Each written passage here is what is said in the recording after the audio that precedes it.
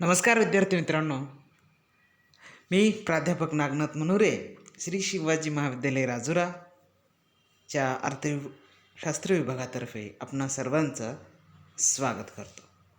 मित्रांनो, आज आपण भारतातील असमानता, कारणे आणि उपाय हा पाठ या ठिकाणी पाहणार आहोत. तर आपणा सर्वांना माहीत आहे की असमानता ही कोणत्याही कारणाची असो, कोणतीही असमानता असो, ती देशासाठी, समाजासाठी त्याज्य मानली जाते. म्हणजे ती एक वाईट बाब मानली जाते. तर प्रत्येक देशामध्ये आर्थिक असमानता किंवा देशामध्ये समानता प्रस्थापित करण्यासाठी प्रयत्न केले जातात. साहजिकच आहेत, भारतीय संविधानामध्ये देखील समानता प्रस्थापित करण्याचं काम, ध्येय, भारतीय उद्देश भारतीय संविधानानं मानलेल्याचं आपल्याला दिसून येते.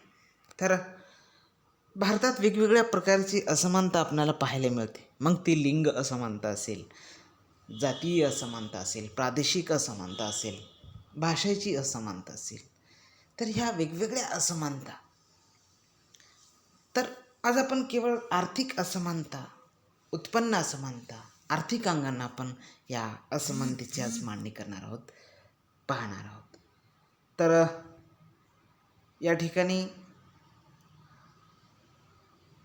आर्थिक अंगानं आपण पाहणार आहोत की इकॉनॉमिक इनइक्वॅलिटी, ज्याला आर्थिक असमानता म्हणतो, काय आहे, कशामुळे असमानता तयार होते. पहा, या स्लाईडमध्ये दाखवल्याचं चित्र आपणाला दिसते. एकीकडे ताजमहाल आहे, जे की उच्चभ्रू म्हणजे श्रीमंत लोकांचं प्रतिनिधित्व करते. तर खाली ताजमहालच्याच खाली गरीब लोक, म्हणजे रस्त्यावरची ही प्रचंड गर्दी, पायी फरफटत आहेत. कुठेतरी साधारण घरामध्ये राहणारे हे लोक दिसतात. म्हणजे एक प्रकारची एक असमानता आपणाला ह्या चित्रामध्ये दिसून येते. तर असमानतेचं हे दुसरं चित्र या ठिकाणी आपल्यासमोर आहे.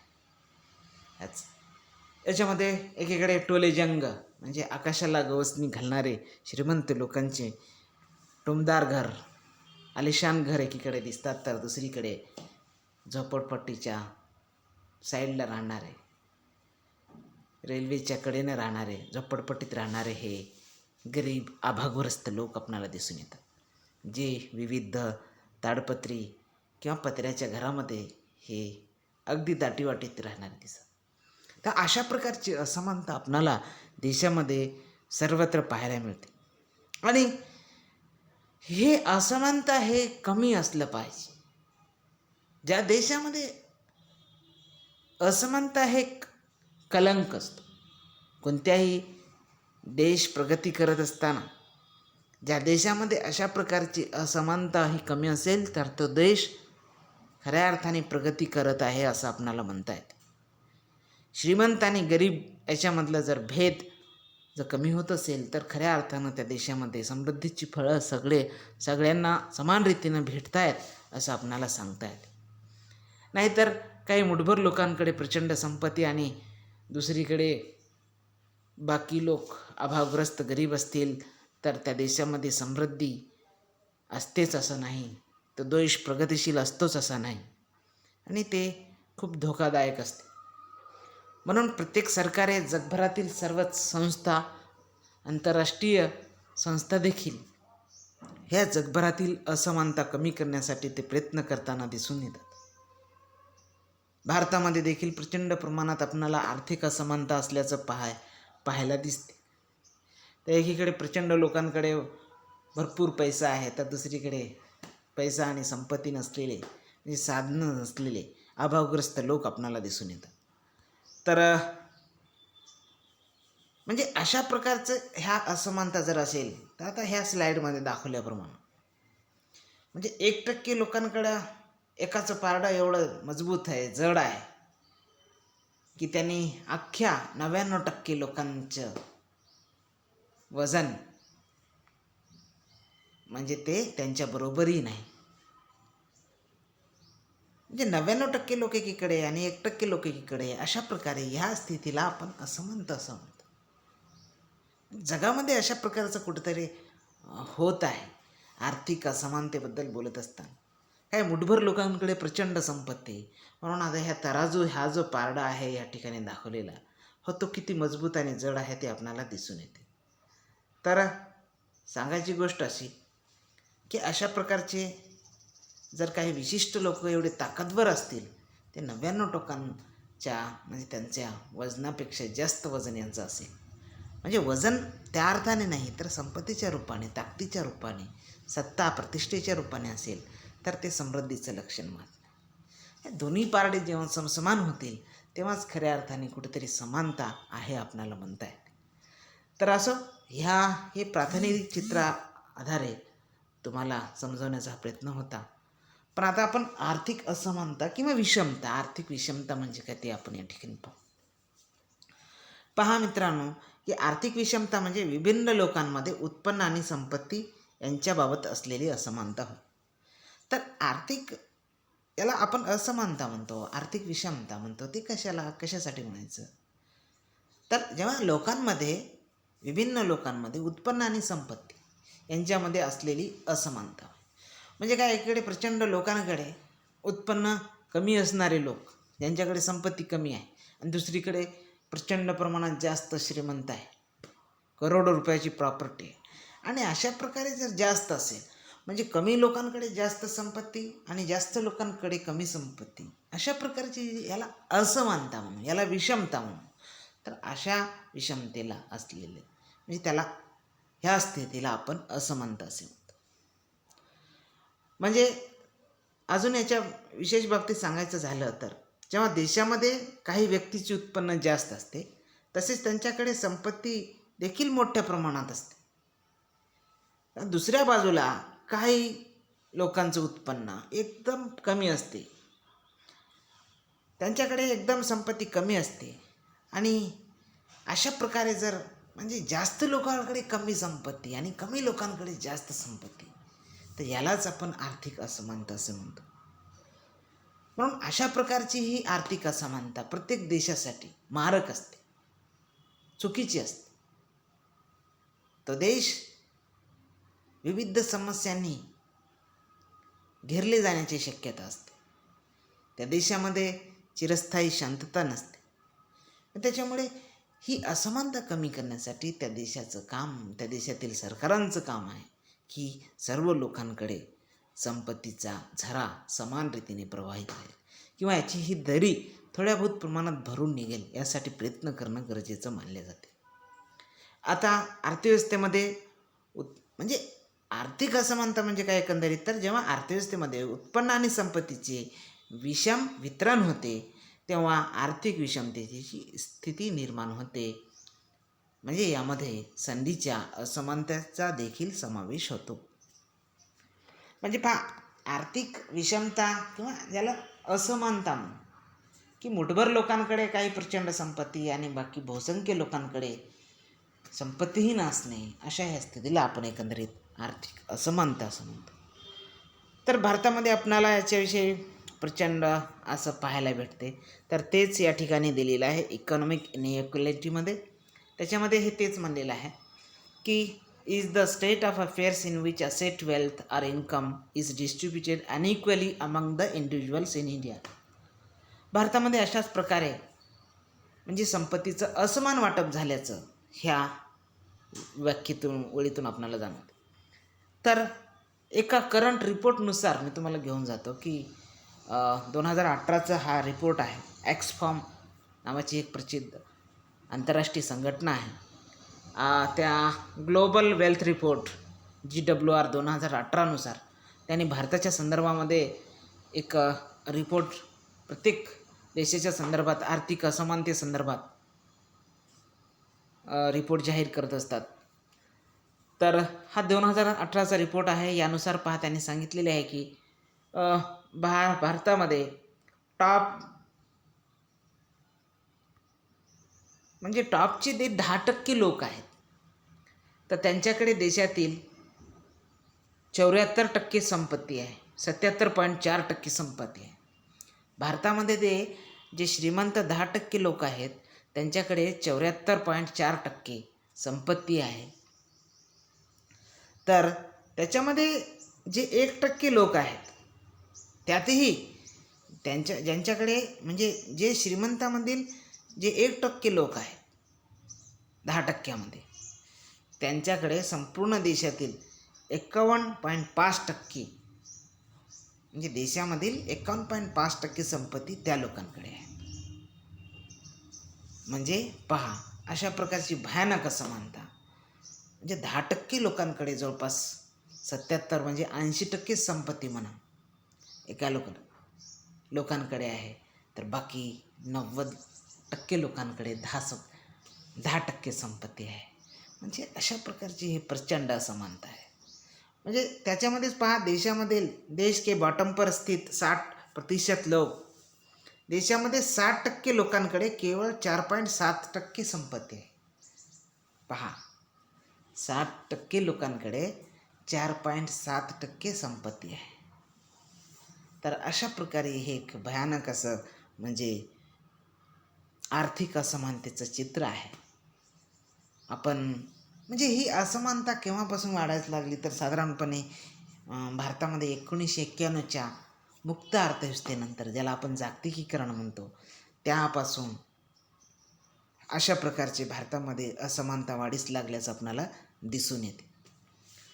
तर याचा अर्थ असा होतो की ह्या देशातील जी काही सरकारे आहेत, शासन व्यवस्था आहे, भारतीय घटनेनुसार, संविधानानुसार किंवा कोणत्याही एका कल्याणकारी राज्याच्या संकल्पनेनुसार देशातील बहुसंख्य लोकांना, देशातील सर्व लोकांना समान आर्थिक फळं मिळवून देणं हे त्या देशातील सरकारांचं काम असते. म्हणजे अशा प्रकारची उत्पन्नाची जी विषमता असू नये असं मानले जाते, आणि तेच एक चांगल्या राष्ट्राचं वैशिष्ट्य म्हणून चांगलं जाते. परंतु या रिपोर्टनुसार जर पाहिलं तर भारतामध्ये म्हणजे स्वातंत्र्य झाल्यापासून, म्हणजे आपण स्वातंत्र्य कसं म्हणू आता, की सर्व लोकांची आर्थिक प्रगती होते का, तर नाही, काही मुठभर लोकांकडे होते. मुठभर म्हणण्यापेक्षा आता इथं सांगितलेलेच आहे, यालाच द इंडियन प्लुटोक्रॅसी म्हणलेलं आहे. मग बहुअधिकार म्हणजे कमी लोकांची अधिकारशाही ज्याला म्हणतो, ज्याला प्लुटोक्रॅसी म्हणतो. त्याच्यामध्ये पहा, तेच माहिती या ठिकाणी तुम्हाला या तक्त्यामध्ये दिलेली आहे. त्याच्यामध्ये म्हणलेलं आहे की the richest 10% have 77.4% of a national wealth. त्याच्यामध्ये हे सांगितलेलं आहे की देशामध्ये जे टॉपचे 1% लोक आहेत, तर त्यांच्याकडे 51.5% संपत्ती आहे.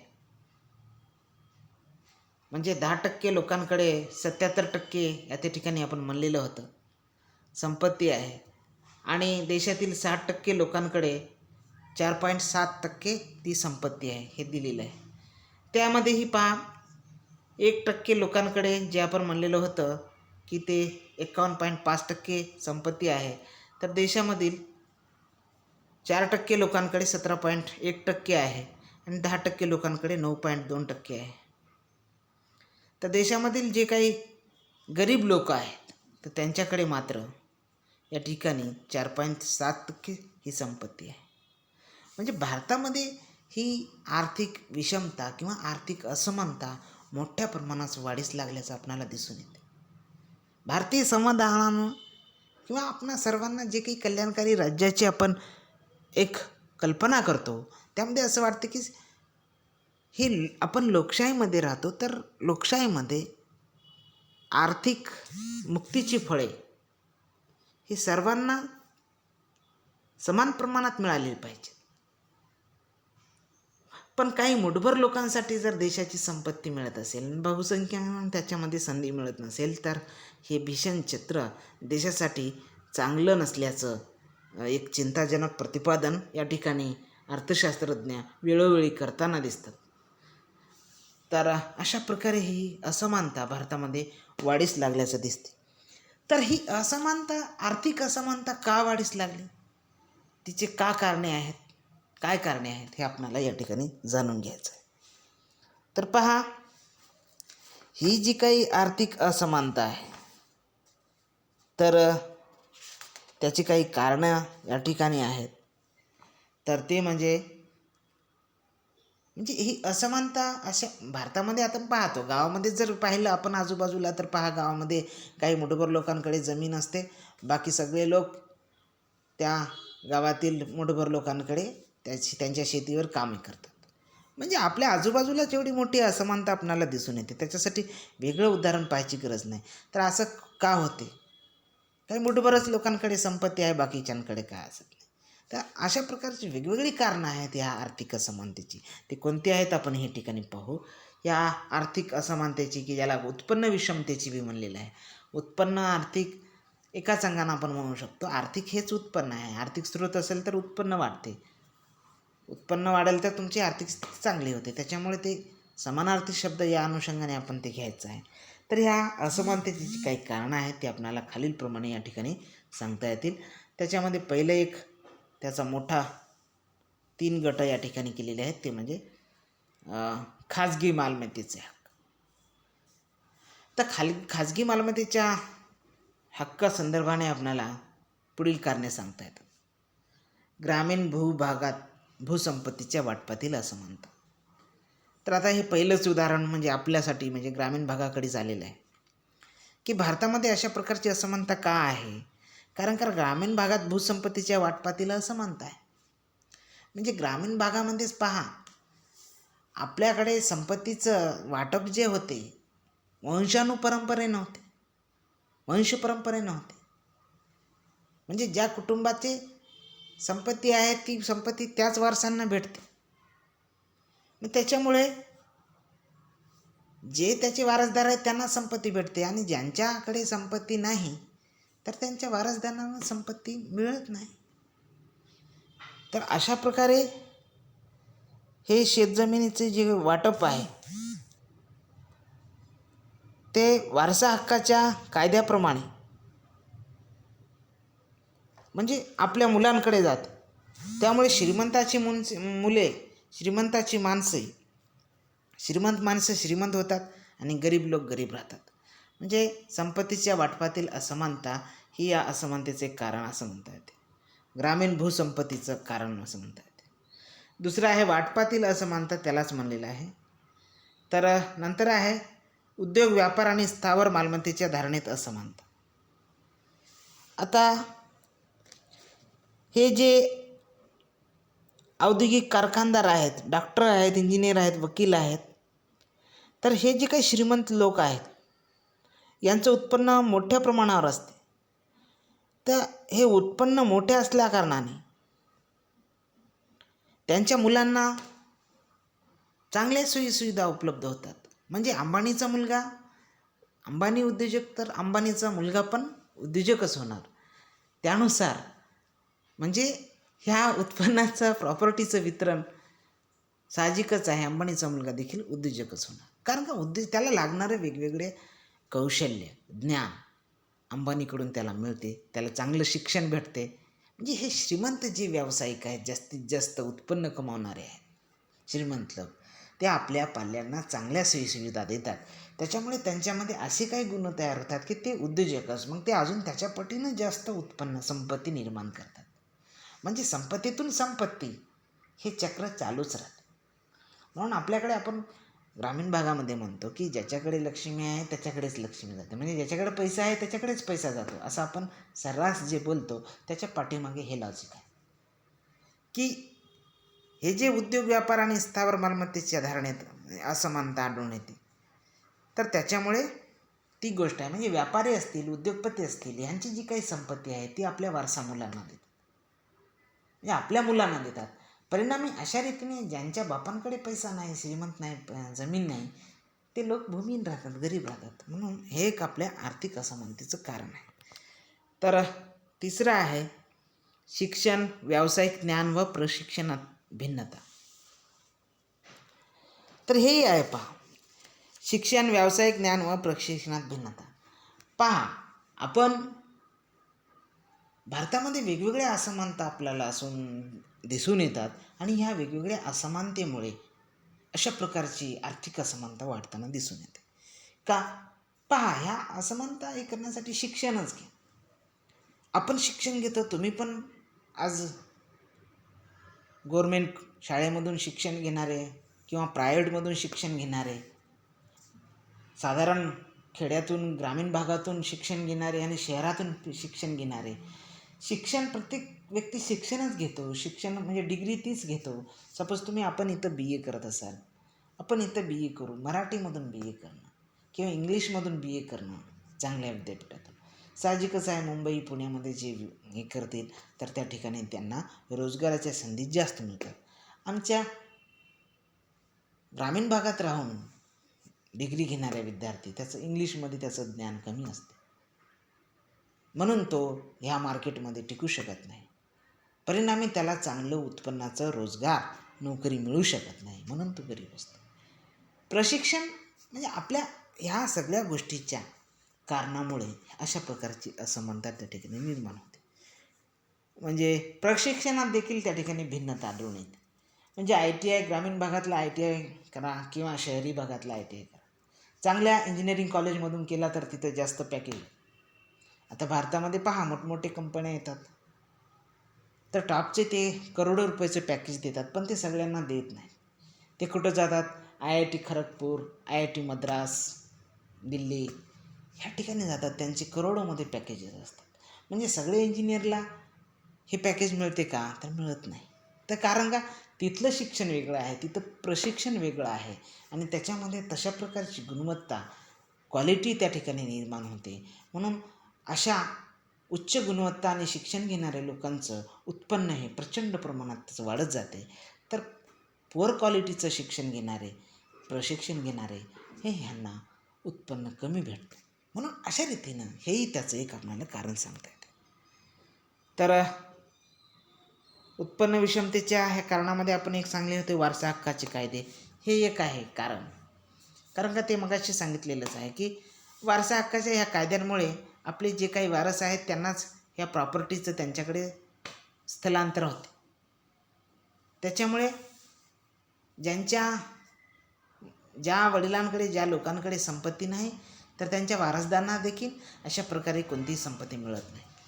म्हणजे वारसदारांनाच संपत्ती मिळत असते जर त्याच्या आईवडिलांकडे असेल ती संपत्ती. त्याच्यामुळे अशा पद्धतीने संपत्ती ही एकाच घरात, एकाच कुटुंबामध्ये अशा प्रकारे ती राहत असते. तर इतर कारणामध्ये आपणाला सांगता येते, महागाई सांगता येते. महागाईमुळे काय आपण पाहिलेलं आहे की महागाईमुळे चलनाचं मूल्य घटून जाते. महागाईमुळे गरीब लोक हे गरीब होऊन जातात. त्यांना म्हणजे त्यांचे जे काही खर्च भागवणे महिन्याचं असते तेही त्या ठिकाणी भागवू शकत नाही. कारण का वाढत्या महागाईमुळे त्यांच्या पैशाचं मूल्य त्या ठिकाणी घटले गेले. पण त्याच्यामुळे त्यांच्या वास्तव उत्पन्नात घट होते, त्याच्यामुळे ते गरीब होतात. म्हणून महागाई हे देखील या ठिकाणी अशा प्रकारे आर्थिक असमानता निर्माण करण्याचे एक कारण आहे असं आपल्याला म्हणता येते. दुसरं आहे वाढती बेरोजगारी. पहा, देशातील प्रत्येक व्यक्तीला जर काम मिळालं योग्य वेळी, योग्य त्याच्या उमेदीच्या काळामध्ये, त्याच्या कर्तबगारीच्या काळामध्ये जर काम मिळालं तर प्रत्येकाला त्या ठिकाणी उत्पन्नाचं साधन मिळते, त्याच्या उत्पन्नामध्ये वाढ होते. पण वयाची 40-50 उलटेपर्यंत लोकांना काम भेटत नसेल तर त्यांना ते लोक उत्पन्नहीन असतात. म्हणजे अशा प्रकारे ते गरीब होऊन जातात. म्हणून आर्थिक असमानता त्या ठिकाणी निर्माण होते. तर हे बेरोजगारी म्हणून सांगता येते. तर त्यानंतर आपल्याला सांगता येते औद्योगिक परवाना धोरण. औद्योगिक परवाना धोरण पहा, आता आपल्या ह्या देशामध्ये जर आपण उद्योगधंदे स्थापन करतो म्हणलं तर इथले धोरणही असे कारणीभूत आहेत. म्हणजे गरिबांना गरीब बनवणारे आणि श्रीमंत बनवणारे आहेत. त्याच्यामुळे काही मुठभर लोकांना म्हणजे काही उद्योगधंदे थाटायचे असेल तर त्या ठिकाणी प्रचंड प्रमाणात पैसा देऊन परवाने काढावे लागतात. म्हणजे जे श्रीमंत उद्योजक आहेत त्यांना वेगवेगळे बँकाचे लोन भेटतील, हे भेटतील. आम्ही जर छोटे माणसं, छोटे गरीब कुटुंबातून येणारे लोक, जर बेरोजगार युवक जर त्या ठिकाणी बँकेत गेला तर त्या ठिकाणी बँक त्याला 5,000च्या लोनला 5 लाखाचं तारण मागते. ते श्रीमंत व्यक्तीकडे त्याच्याकडे 5 लाखाचं तारण असेल तर त्याच्याकडे 5 कोटीचं त्याला कर्ज मंजूर होते. म्हणजे अशा प्रकारची वेगवेगळी धोरणं त्या ठिकाणी भारतीय असमानतेला कारणीभूत आहेत. त्याच्यामुळे आपल्या देशातील गरीब युवक, व्यक्ती, गरीब माणूस या ठिकाणी या औद्योगिक परवाना धोरणाच्या याच्यामुळे या ठिकाणी उद्योगामध्ये येऊ शकत नाही. त्याच्यामुळे ही असमानता आपणाला वाढून येते. दुसरं आहे प्रत्यय संस्थांचे धोरण, ज्याला आपण हे म्हणले प्रत्यय संस्था म्हणजे ज्याला आपण बँका म्हणतो. बँकाही पहा, बँकाचे इथे धोरण असते. बँका म्हणजे सरकारी यंत्रणा आहे की या देशामध्ये भारतीय संविधानाने किंवा आपल्या देशातील सर्व लोकांना काम मिळालं पाहिजे, त्यांना रोजगार मिळालं पाहिजे याच्यासाठी प्रयत्न करत असते.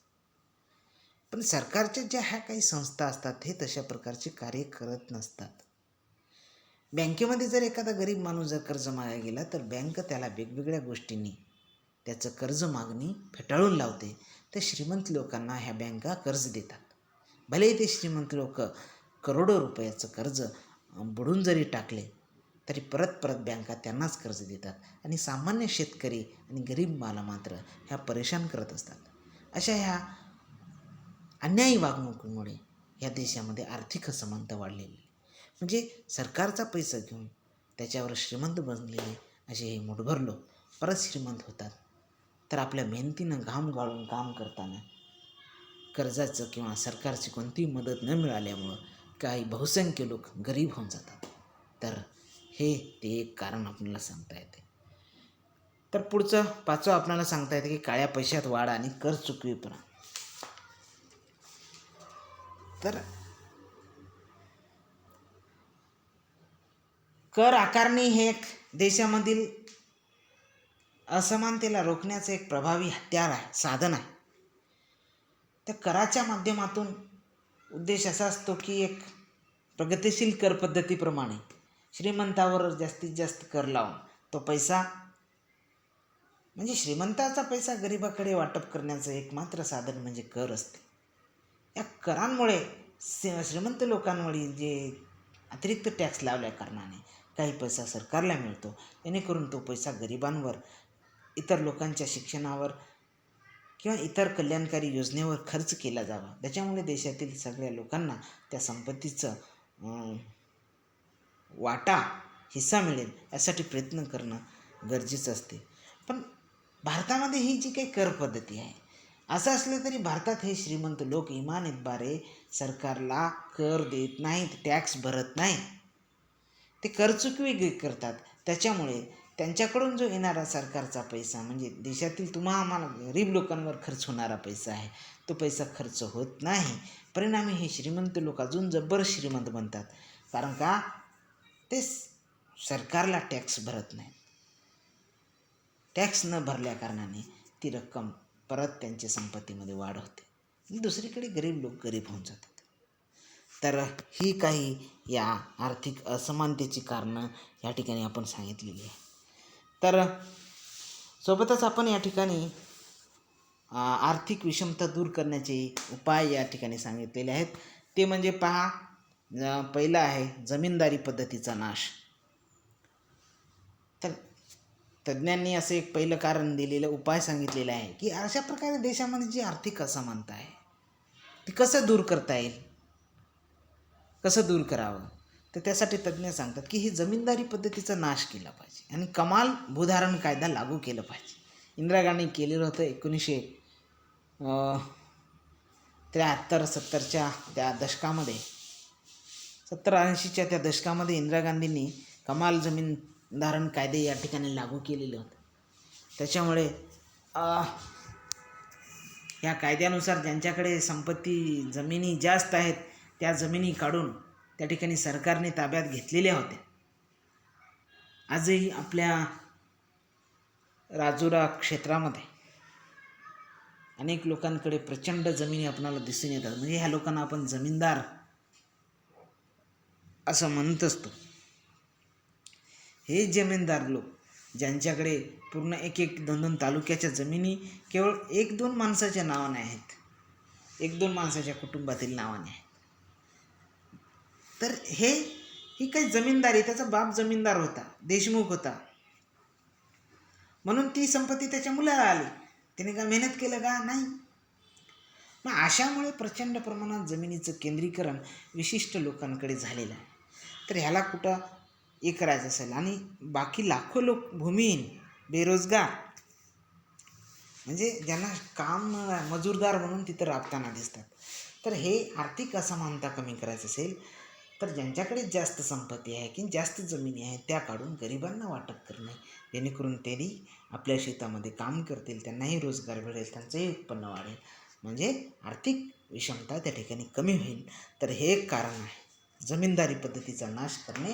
आणि हे कमाल भूधारण कायदा म्हणजे जास्तीत जास्त एका व्यक्तीला किती जमीन असावी याची सरकारने कुठंतरी लिमिट ठरवावी आणि ज्याच्याकडे जास्त जमिनी आहेत त्या काढून दिल्या पाहिजे.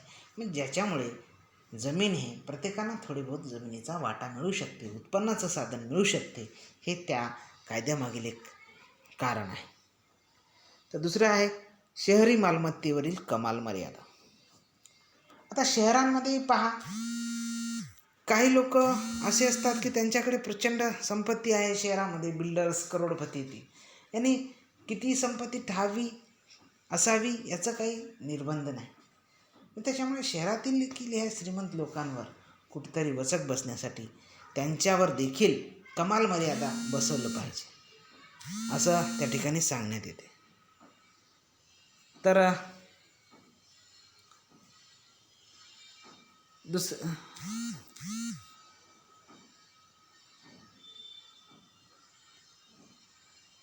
तर या ठिकाणी एकाधिकार प्रतिबंधक आणि व्यापार व्यवहारांचे नियंत्रण कायदा, याला आपण MRTP ॲक्ट म्हणतो. मोनोपॉली प्रिव्हेंटिव्ह ॲक्ट, ज्याला मक्तेदारी प्रतिबंधक कायदा आपण म्हणतो. म्हणजे देशामध्ये पहा, हे इंदिरा गांधीच्या काळामध्ये हे कायदे असे तयार झालेले आहेत आणि कायदे आजही आहेत, पण ते लागू होत नाही. की देशामध्ये विशिष्ट काही लोकांकडे मक्तेदार झाले नाही पाहिजे. आज आपल्या देशामध्ये पहा, अंबानी असेल किंवा अडाणी असेल, हे मुठभर लोक, टाटा असेल, तर हे आपल्या देशातले श्रीमंत म्हणल्यानंतर 4च लोक येतात. 4 लोकांकडे एवढी पैसा, श्रीमंती आहे, सगळे उद्योगधंदे त्यांचे आहेत, त्याच्यामुळे पूर्ण देश ते खरेदी करू शकतात, एवढी प्रॉपर्टी. अशा प्रकारची जर एकाच व्यक्तीकडे एवढी प्रॉपर्टी झाली तर ते एका कल्याणकारी राष्ट्रासाठी ते धोक्याचं असते. म्हणून अशा प्रकारे मक्तेदार झाले नाही पाहिजेत, एकाधिकार झाले नाही पाहिजेत, यासाठीचे कडक कायदे करणं गरजेचं आहे, जेणेकरून संपत्तीचा वाटा सगळ्यांना थोड्या बहुत प्रमाणात, सारख्या प्रमाणात मिळेल आणि आर्थिक असमानता त्या ठिकाणी दूर होईल. त्यासाठी हे कारण सांगण्यात येते. तर चौथं त्याचं दूर करण्याचा उपाय म्हणजे किमान वेतन होय. पहा, किमान वेतन असा हा उपाय आहे की प्रत्येक व्यक्तीला, आता देशामध्ये प्रत्येकाला किती असे कायदे, आजही कामगार कायदे होते देशातील, आपल्या देशातील तज्ज्ञांनी, अनेक सरकारांनी खूप असे चांगले कायदे त्या ठिकाणी केलेले आहेत, पण ते कागदावरच राहिलेले आहेत. तर किमान वेतन हा एक त्याचा एक कायदा आहे. किमान वेतन याचा अर्थ असा की व्यक्ती ज्या ठिकाणी काम करते त्या ठिकाणी काम करत असताना त्याला जे काही मानसिक, शारीरिक त्याचा जो काही खर्च लागतो तो भागून त्याच्यामध्ये काही उत्पन्न त्याला बचतही झालं पाहिजे, या प्रमाणामध्ये त्याला त्याची वेतन मिळालं पाहिजे, अशा प्रकारचा विचार त्याने सांगण्यात जातो. म्हणून तो किमान वेतन कायदा आहे. म्हणून आज आपण रोजगार हमी योजना हा कायदा जे आहे, आज खेड्यातील ज्या मजुऱ्या ज्या वाढल्या आहेत त्याचं वाढण्याचं काम म्हणजे हे अशा प्रकारचे कायदे आहेत. नाहीतर सर्वसाधारण लोक अनेक खेड्यांमध्ये, कंपन्यांमध्ये श्रमिकांचं प्रचंड शोषण करून घेतात. म्हणजे जास्त काम करून घेऊन कमी त्या ठिकाणी मोबदला दिला जातो. तर अशा प्रकारे होऊ नये यासाठी त्यांना किमान वेतन म्हणजे सर्वांना मिळालं पाहिजे, जेणेकरून संपत्तीचं सर्वांना थोडा थोडा हिस्सा त्या ठिकाणी मिळू शकतो आणि हे एक आर्थिक विषमता किंवा असमानता कमी करण्याचा एक उपाय या ठिकाणी आपणाला सांगता येते. तर नेक्स्ट आहे रोजगारीचा कार्यक्रम. पहा, ही आर्थिक असमानता का निर्माण होते? काही लोक श्रीमंत, काही लोकांकडेच पैसा का जाते, काही लोकांकडे का जात नाही? त्याचं एकच कारण आहे की की या देशातील म्हणजे कोणत्याही देशामध्ये लोकांना जर रोजगार नसेल, म्हणजे प्रत्येकांना काम नसेल, तर त्यांना उत्पन्न भेटणार नाही. म्हणजे प्रत्येकांना जर काम मिळत असेल, प्रत्येक जर व्यक्ती जर कमावत असेल, तर साहजिकच त्याला त्या ठिकाणी मिळणारं उत्पन्न देखील त्याला चांगलं असते. म्हणून या ठिकाणी ही असमानता कमी करायचं असेल, तर या देशातील लोकांना, जे काही गरीब लोक आहेत, त्यांना वेगवेगळे कामं द्या. त्या कामाच्या माध्यमातून त्यांच्याकडे पैसा जाईल, त्याच्या बदल्यात त्यांना उत्पन्न मिळेल. त्याच्यामुळे ते गरिबीच्या बाहेर येतील, त्यांचं उत्पन्न, आर्थिक स्थिती चांगलं होईल आणि ही आर्थिक जी काही असमानता आहे ती कमी होण्यास फायदेशीर ठरेल. तर किमान गरजांचा कार्यक्रम हे एक उपाय या ठिकाणी सांगण्यात येते. किमान गरजा म्हणजे माणसाच्या ज्या काही मूलभूत आहे गरजा आहे, अन्न, शिक्षण, मनोरंजन, ह्या काय काही आजकाल गरजा झालेल्या आहेत. ह्या काही आरोग्य, ह्या काही गरजा आहेत, तर त्या किमान गरजा पूर्ण झाल्या पाहिजेत, याचे कार्यक्रम निपटवले पाहिजेत. त्यासाठीच पहा, सरकारने ह्या वेगवेगळ्या योजना सुरू केलेल्या आहेत गरिबांसाठी. मग ते अंत्योदय योजना असेल, राशन कार्डाचं असेल, किंवा वेगवेगळे सरकार सोयीसुविधा देते. ते सोयीसुविधा देण्यामागे काय कारण आहे, तर ते आर्थिक असमानता दूर करण्याचा हा उपाय आहे. म्हणजे सरकार त्यांच्या बालकांना म्हणजे आदिवासी भागात असतील तर त्यांना अंडे पुरवणे, त्यांना चांगलं जेवण पुरवणे, किंवा वेगवेगळे त्यांना सरकारी दवाखान्यामध्ये सेवा देणे, अशा प्रकारचे सरकार जर त्यांना वेगवेगळे राशन कमी याच्यावर देणे, असं जर दिलं, तर जेणेकरून ते दुसरं काम करून त्यांना जे मिळणारं उत्पन्न आहे ते जमा करू शकतील आणि ते चांगलं जीवन जगू शकतील. अशा प्रकारचा एक हेतू अशा त्यामागे आहे. त्यामुळे अशा प्रकारच्या किमान गरजांचं कार्यक्रम सरकारने राबवला पाहिजे, जेणेकरून सर्व लोकांच्या ह्या मूलभूत गरजा त्या ठिकाणी पूर्ण होतील. तर दुसरं आहे करारोपण, ज्याला टॅक्सेशन म्हणतो, टॅक्स लावणे, कर लावणे हे देखील आर्थिक असमानता दूर करण्याचा हा एक उपाय सांगण्यात येतो. तर तो कसा? तर करारोपण या ठिकाणी प्रगतिशील असलं पाहिजे. याचा अर्थ असा आहे की श्रीमंत लोकांवर जास्त कर आणि गरिबांवर कमी कर किंवा करच नाही, अशा प्रकारचं जर धोरण असेल, तर कर लावलेला जो पैसा मिळेल तो सरकारला मिळेल, म्हणजे तो गरिबांसाठी खर्च होईल. म्हणजे श्रीमंताकडून पैसा येईल आणि गरिबांकडेच जाईल. म्हणजे एकंदरीत या संपत्तीचं वाटप अशा रीतीने समान होण्यास ते सुरुवात होईल. म्हणून अशा प्रकारचे करारोपण सरकारने लावले पाहिजे. श्रीमंतावर जास्तीत जास्त टॅक्स लावून त्यांचा पैसा काढला पाहिजे, ते गरिबांना आपण वाटप केलं पाहिजे. तर त्यासाठी करारोपण हे आर्थिक विषमता दूर करण्याचं एक उपाय या ठिकाणी सांगण्यात येते. दुसरं आहे सामाजिक सुरक्षिततेच्या सोयी. आता सामाजिक सुरक्षिततेच्या सोयी म्हणजे याचा LIC असेल, विमा कवच असेल, किंवा आरोग्याच्या सोयी असतील, शिक्षणाच्या सोयी असतील, हे सामाजिक सुरक्षितता आहे. तर ह्या वेगवेगळ्या जर सामाजिक सोयीसुविधा, सुरक्षितता जर मिळाली व्यक्तीला, तर त्या ठिकाणी आर्थिक विषमता आपोआप कमी होते, असंही या ठिकाणी तज्ज्ञांचा दावा आहे. तर या पद्धतीने आपण एकंदरीत हे पाहिलेलं आहोत की देशामध्ये कशा रीतीने भारतामध्ये असमानता आहे आणि ती कमी करण्याची काय कारणं आहेत, ते दूर करण्यासाठी काय उपाय आहेत, हे आतापर्यंत या ठिकाणी आपण पाहिलेलो आहोत. तर मला वाटते आपणा सर्वांना हे समजलेलं असेल. त्यामुळे परत सर्वांचं मी आभार मानतो. थँक्यू. पुन्हा भेटूया पुढच्या पाठामध्ये. तोपर्यंत हे व्हिडिओ तुम्ही जास्तीत जास्त विद्यार्थ्यांपर्यंत शेअर करा, लाईक करा आणि आपल्या चॅनलला सबस्क्राईब करा. Once again thank you.